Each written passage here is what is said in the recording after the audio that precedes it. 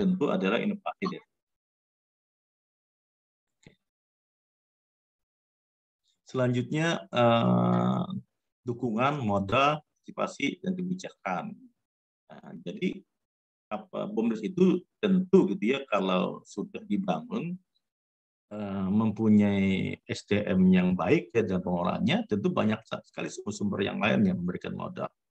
Jadi jangan takut misalnya perjalanannya dia tukar modal. Bank sangat terbuka, asalkan memang proposalnya yang disusun memang bank EIB proposal sesuai dengan apa kehendak bank. Banyak sekali seperti misalnya bantuan-bantuan pinjaman-pinjaman ya lunak, atau pinjaman-pinjaman itu ya, misalnya bidang pengembangan pertanian, peternakan dan lain-lain. Jadi modal itu merupakan bisa hibah, pinjaman kredit macam-macam. Jadi partisipasi sudah saya jelaskan, kebijakan juga itu bisa kebijakan dari pusat gitu ya, bisa juga disusun berdasarkan anggaran dasar dan anggaran rumah tangga di dalam BUMDes itu ya. Kemudian dalam inovasi desa juga ada rantai distribusi. Nah, ini harus dipahami ya. Ada dua pengertiannya. Ada tata niaga, ada distribusi gitu ya. Hal yang berbeda.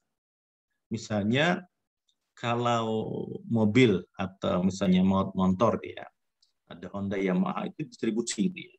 Ya. Distribusi ini melibatkan lembaga-lembaga formal.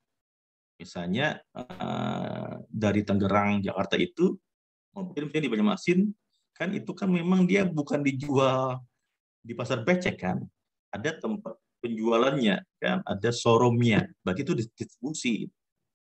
Kalau tata niaga itu bisa pakai lembaga, bisa tidak.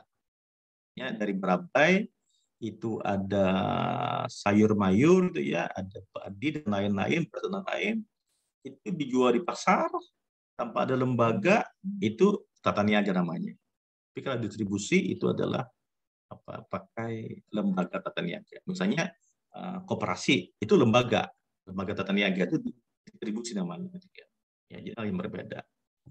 Kemudian strategi promosi. Nah, tentu di dalam BUMDes itu dibangun tentu menggunakan berbagai promosi ya. Ini ada pendidikannya gitu ya, ada juga namanya ya, atau workshopnya ya, bagaimana memasarkan atau mempromosikan sebuah produk, tutor dari rumah ke rumah gitu ya, ataukah misalnya mengumpulkan sebuah komunitas sehingga ada sosialisasi tentang produk yang dibangun oleh BUMDes.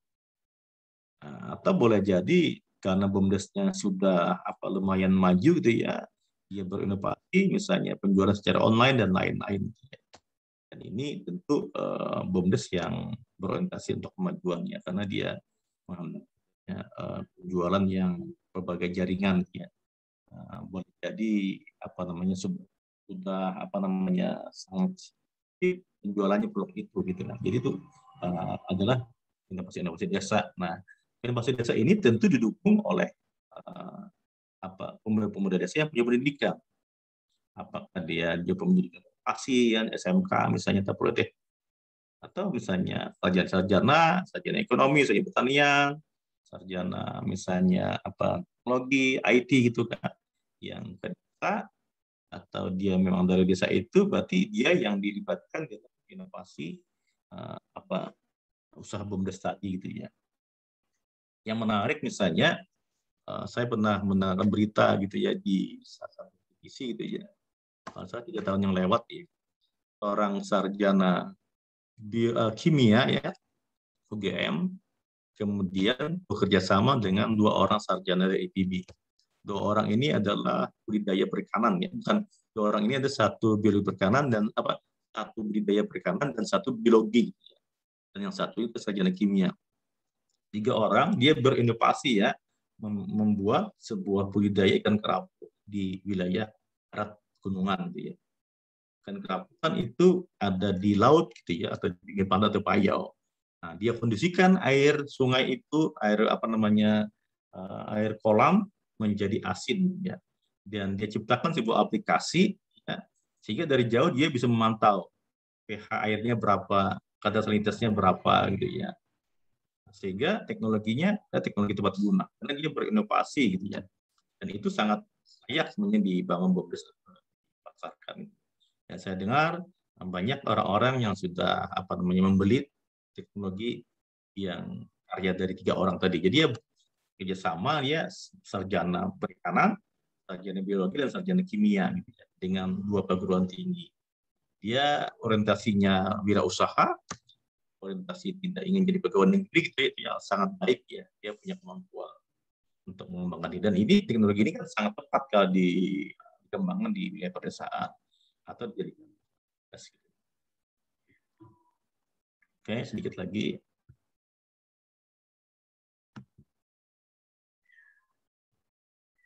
Kalau tidak mau jalan. Oke. Oke. Desa wirausaha ya. Sosial. Nah, di sini kita ada kata bisnis. Kalau koperasi kan dulu kan sosial gitu, social oriented. Ini kan bisnis dulu. Berarti dia berbicara tentang finansial dulu kan, bisnis sosial. Ya, ubah paradigma bisnis yang berorientasi profit, ya profit driven, orientasi manfaat, ya, tentu benefit tadi yang diinginkan. Hanya mengejar keuntungan secara finansial, tetapi juga dibangun berorientasi kepada kemanfaatan sesuai jasa kemarin. Kemudian melibatkan kelompok bermarginalisasi. Ini menjadi permasalahan gitu ya. Memang dalam konsep dan teori demikian, tapi dalam pengalaman saya ini bertolak belakang gitu ya. Karena di desa itu ada masyarakat yang mampu, ada masyarakat yang miskin, produktif, ada juga masyarakat yang miskin non produktif gitu ya. Ya, kalau dalam proyek kami dulu yang dilibatkan itu lebih banyak kepada mampu dan miskin produktif. Iya, karena miskin non produktif ini bukan hanya dari segi misalnya ketidakmampuan dia bergabung gitu ya, tetapi juga menjadi permasalahan adalah hadirnya dia itu membuat membuat keonaran atau membuat istilahnya kehadiran dia non produktif tadi membuat kelompok itu menjadi lambat berkembang karena terganggu gitu ya. Nah, memang kalau di dalam konteks konsep yang teori, orang-orang yang termarginalisasi ini kita libatkan, saya sepakat gitu ya, tapi perlu pengorbanan waktu tenaga gitu ya, yang bertahan. Jadi menurut saya lebih baik berorientasi kepada melibatkan mereka di dalam keanggotaan, lebih baik berorientasi kepada masyarakat yang mampu dan miskin produktif. Kalau non produktif itu menurut saya lebih baik ke dinas sosial yang mengurusinya gitu ya, karena mereka lebih punya pengalaman. Nah, itu mungkin ini berbeda ya konsep teori dengan pengalaman saya di lapangan. Sangat susah kita masyarakat miskin non produktif untuk dilibatkan di dalam, karena kita menginginkan adanya percepatan gitu ya, adanya peningkatan dalam misalnya saran waktu tertentu gitu ya. Memang tidak mungkin tuh program itu secara instan memberikan manfaat. Tapi di dalam program kita juga dibatasi oleh waktu gitu ya, itu yang menjadi permasalahan. Kembali dari ini saya ingin menjelaskan memang program itu harus smart. Ya kan? Smart itu ada, mungkin sudah tahu semua, ada 5 kata. SMART ya. Smart. S tadi harus yang spesifik ya. Program tadi dibangun di masyarakat tadi harus yang spesifik berdasarkan keunggulan atau kebutuhan gitu ya, atau permasalahan. Itu spesifik gitu ya programnya. Jangan program umum, tapi memang berdasarkan keunggulan atau permasalahan atau kebutuhan di desa itu. Kemudian yang M-nya, S kan yang M-nya itu program itu harus menyangkut tentang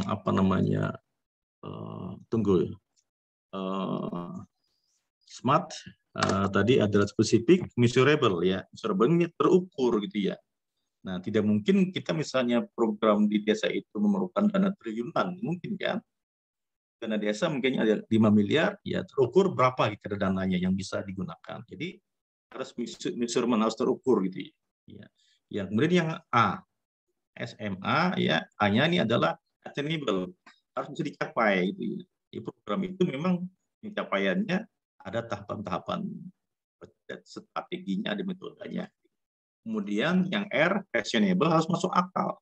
Misalnya tidak mungkin kan kita misalnya budidaya apa namanya ini anggaplah ganja, nah mungkin kan tidak masuk akal kan, karena itu bertentangan dengan aturan perkebunan kita, gitu ya. Atau tidak masuk akal misalnya budidaya gajah, tidak masuk akal gitu kan.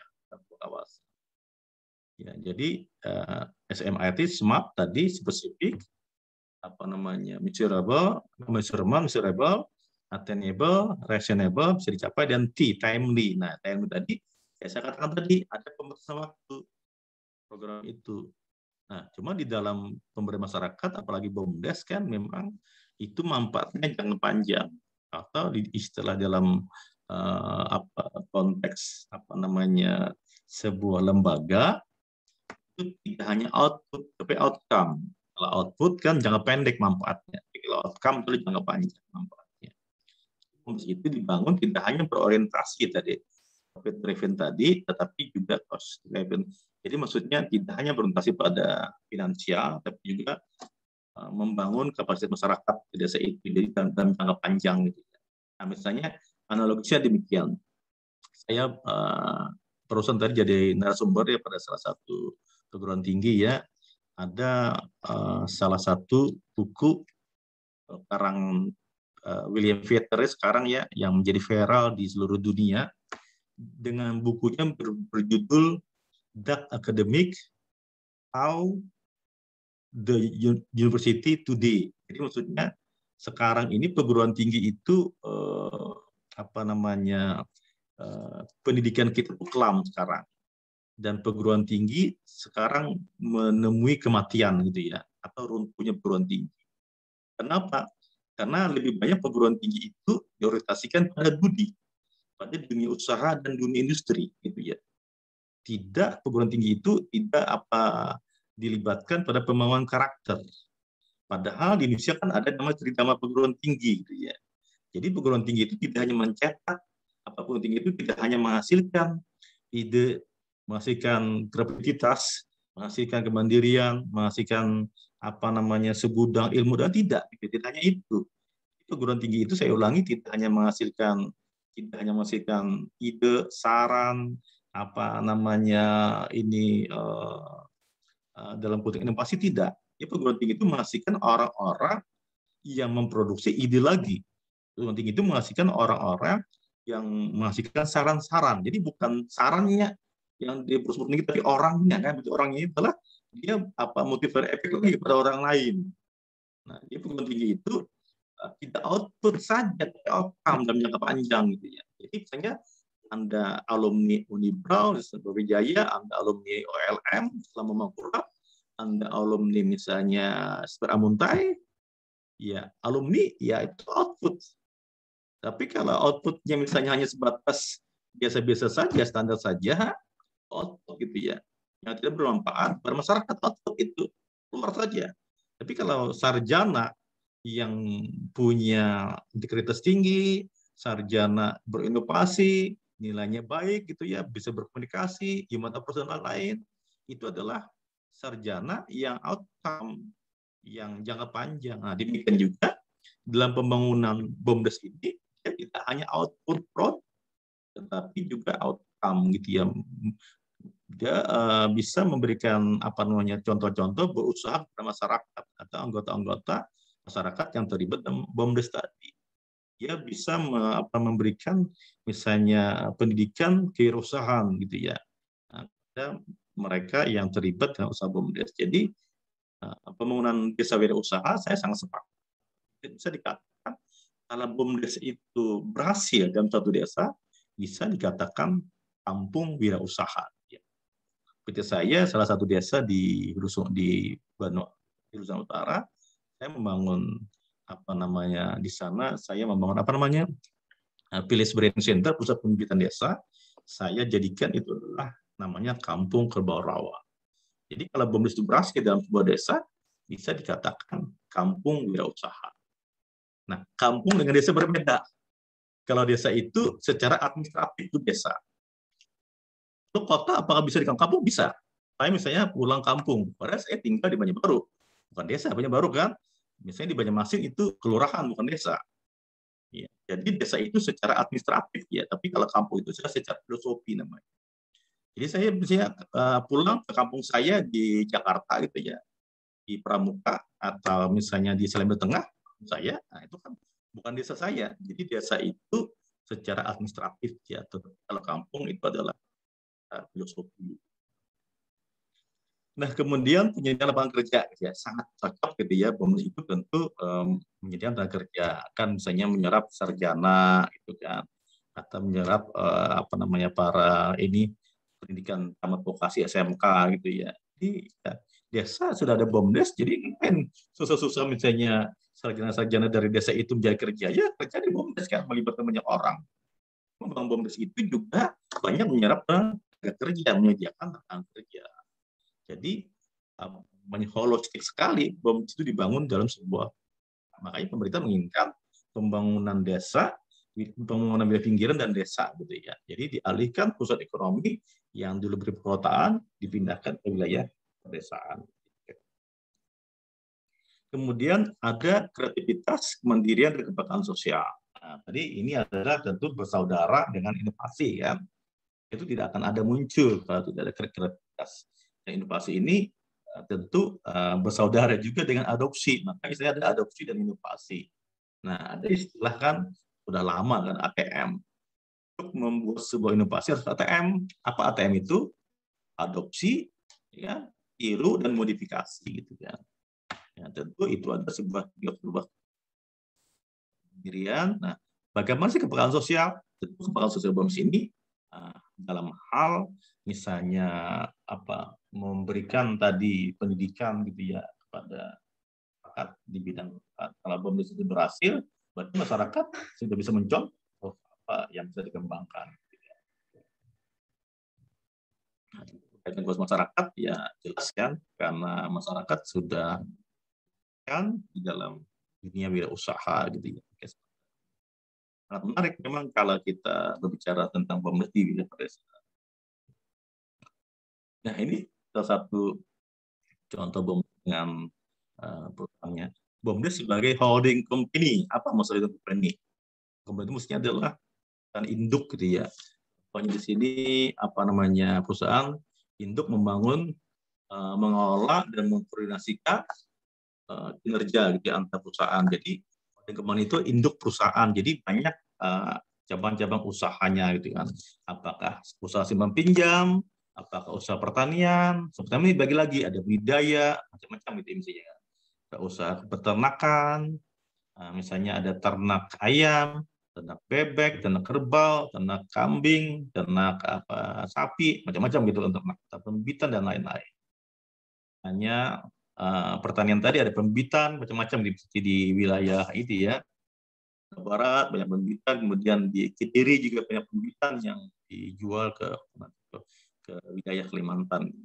Tidak usah niaga, perdagangan. Jadi holding company itu BUMDes ini adalah sebuah usaha dengan sebagai anak-anak usahanya. Jadi saya katakan tadi, usaha pinjam itu ada manajernya, usaha pertanian ada manajernya, masing-masing usaha ada manajernya. Jadi BUMDes adalah sebagai holding company atau induknya perusahaan. Ya. Kan anak perusahaannya bisa, tapi satu desa, satu BUMDes tidak boleh, satu desa dua BUMDes. Tapi satu BUMDes silakan banyak-banyak usahanya, karena didahului oleh BUMDes. BUMDes dikatakan sebagai holding company. Nah ini dia. Kemudian manajemen arus distribusi gitu ya. Nah sederhana sekali ya, saya sudah jelaskan tadi apa itu distribusi dan apa itu rantai tata niaga. Distribusi tadi adalah dengan lembaga Ya, mobil tadi atau kendaraan tadi, tata niaga dia boleh jadi punya lembaga, boleh jadi tanpa lembaga. Permasalahan padi, permasalahan beras dan lain-lain. Kita lihat di sini semakin ke kanan dia semakin banyak lembaga pemasarannya. Produsen, ada agen, ada pedagang besar, ada pengecer, ada konsumen akhir. Kalau kita lihat yang mana yang paling efektif, tentu yang pertama, karena kan semakin pendek rantainya, produsen langsung ke konsumen akhir. Iya. Kalau yang terakhir ini ada beberapa lembaga, produsen, agen, pedagang besar, pedagang pengecer, konsumen. Berarti harganya semakin tinggi, gitu ya. Dalam pemasaran itu tidak efektif, gitu ya.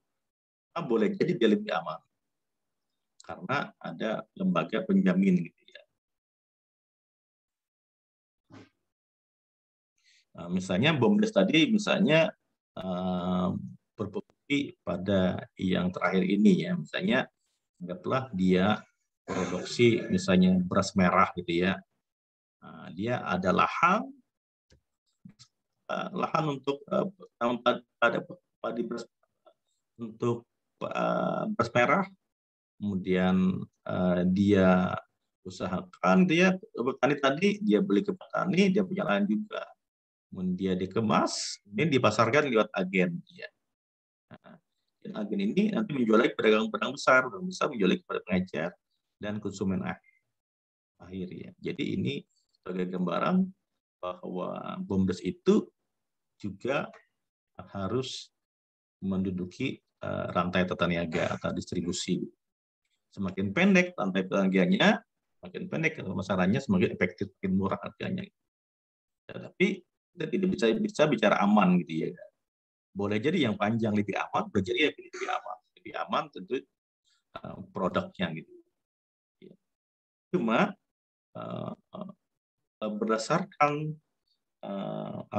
fakta-fakta di lapangan, berdasarkan kalau kita bicara tentang sebuah perusahaan atau berdasarkan budaya perusahaan yang bonafit atau sempurna itu dia misalnya hanya pada satu sektor aja.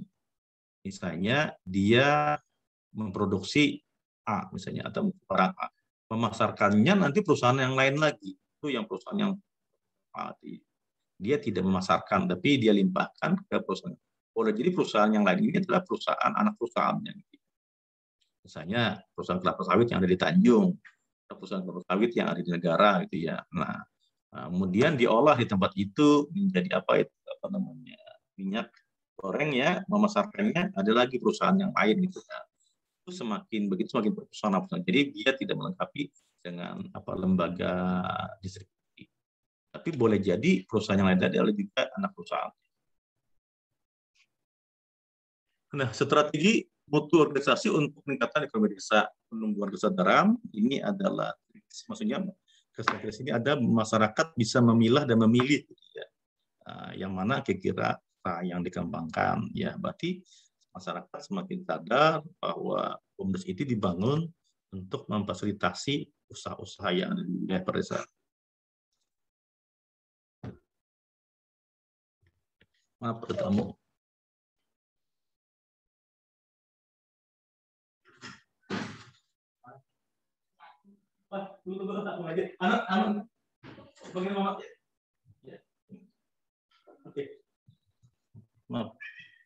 Kemudian penetapan arah dan program bersama, gitu ya. Tentu ada diskusi, gitu ya. Tentu di dalam BOMDES itu atau setiap bulannya setelah terbentuk tentu ada diskusi apa-apa saja yang ditetapkan arah bersama.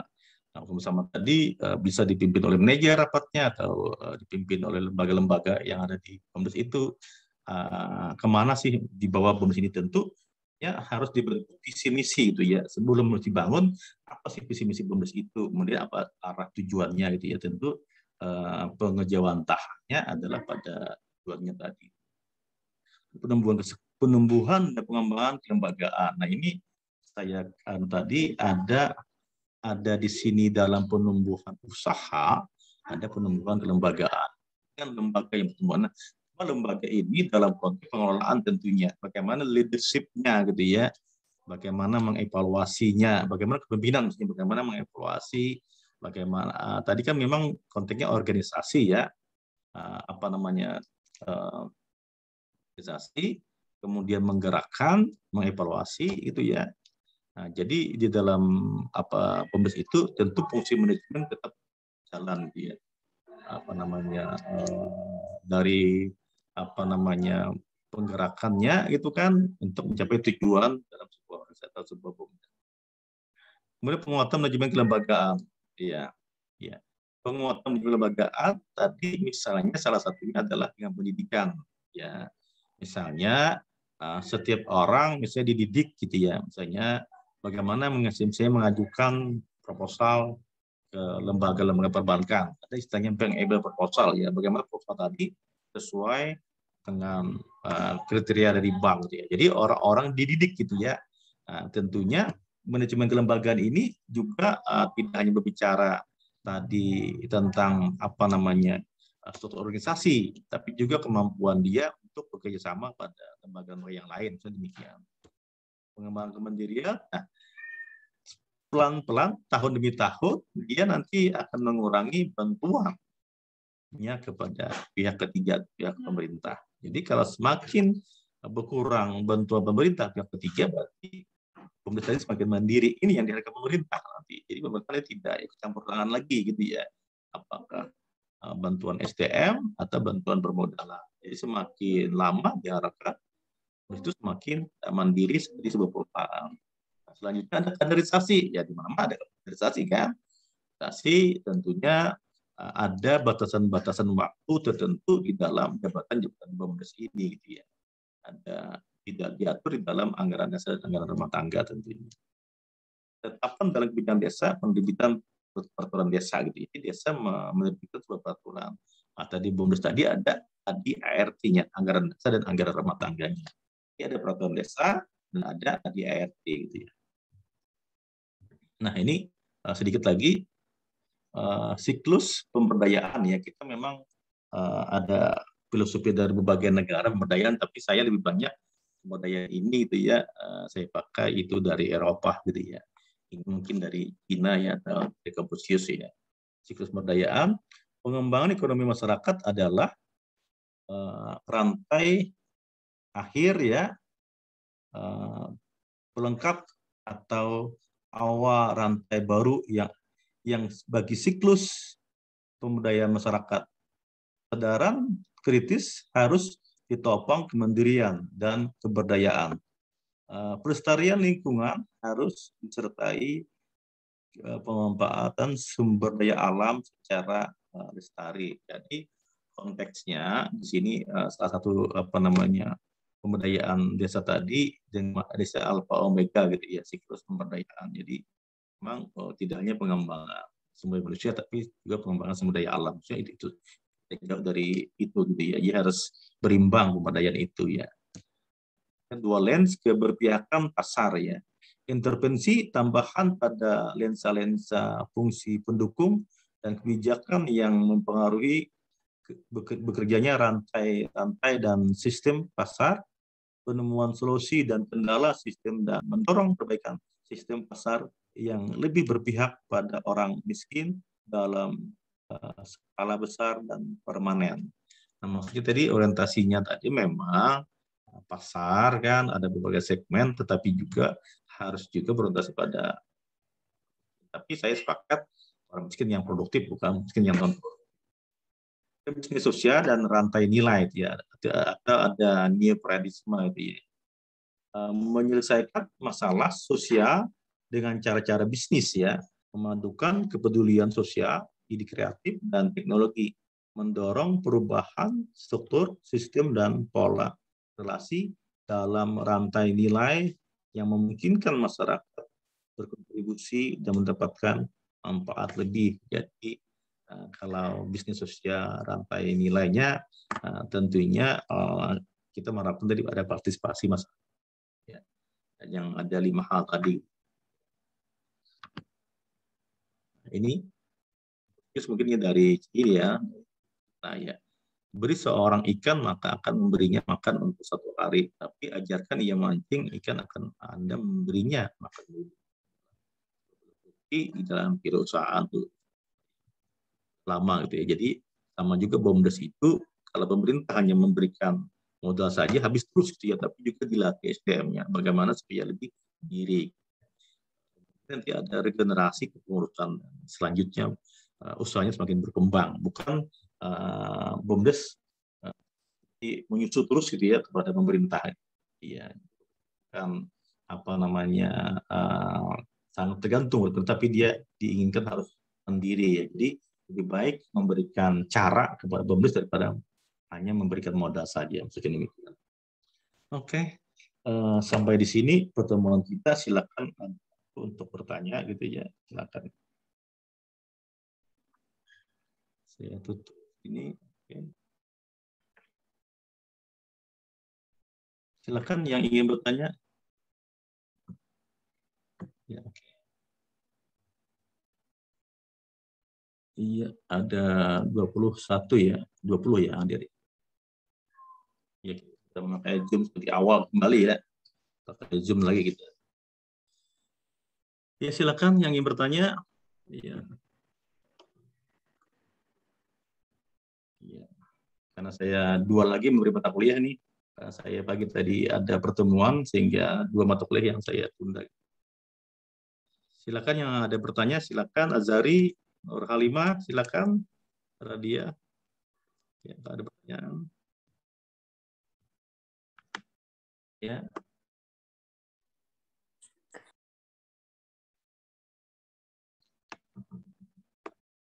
Ya, silakan yang ada ingin bertanya. Ketua kelas, silakan. Azari. Pohon Pak, udah jelas Pak. Tuh. Ya, yang dari perguruan tinggi lain, silakan yang bertanya gitu. Materinya sudah saya share atau belum gitu ya? Belum saya share ya materi ya? Di grup udah saya share atau belum? Azari? Belum Pak. Oh, belum, oke. Belum Pak. Oke, saya share secepatnya. Oke, ada pertanyaan?